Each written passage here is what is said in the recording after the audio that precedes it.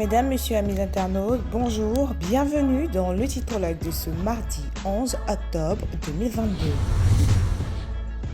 Le journal Fraternité Matin consacre sa une à la lutte contre la vie chère, comment le gouvernement préserve le pouvoir d'achat des populations. De nombreuses actions ont été initiées par le Premier ministre Patrick Hachi pour faire face à la flambée des prix. Retrouvez les résultats de ces stratégies dans le journal Fraternité Matin.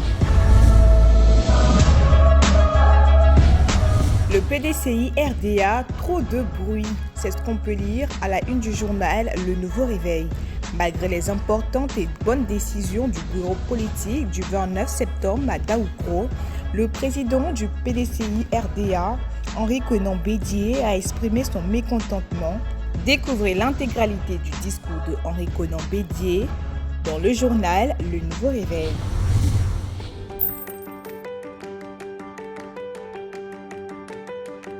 Pour la rentrée, la Banque Populaire de Côte d'Ivoire vous donne l'occasion de bénéficier d'un prêt bancaire selon vos besoins allant de 150 000 francs CFA jusqu'à 3 millions de francs CFA et remboursable sur 12 mois. Comment faire pour en bénéficier? C'est simple, il vous faut avoir un compte chèque depuis au moins 6 mois, avoir un salaire domicilié d'au moins 6 mois pour les fonctionnaires, les agents de l'État ou salariés du secteur privé. Vite! Rendez-vous dans toutes nos agences partout en Côte d'Ivoire, munis d'une photocopie de la carte nationale d'identité, une demande de prêt du client, une attestation de travail, 3 derniers bulletins de salaire, un bulletin d'assurance décès invalidité emprunteur, une facture récente CIE ou SODECI, un certificat de résidence, un schéma descriptif du lieu d'habitation du client. La Banque Populaire de Côte d'Ivoire, partout, proche de vous.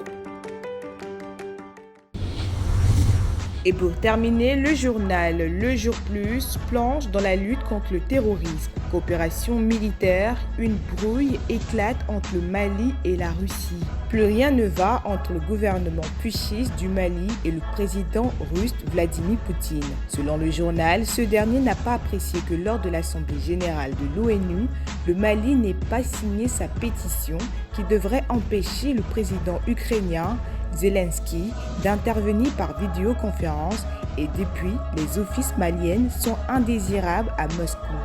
Plongé dans cette histoire par le journal Le Jour Plus.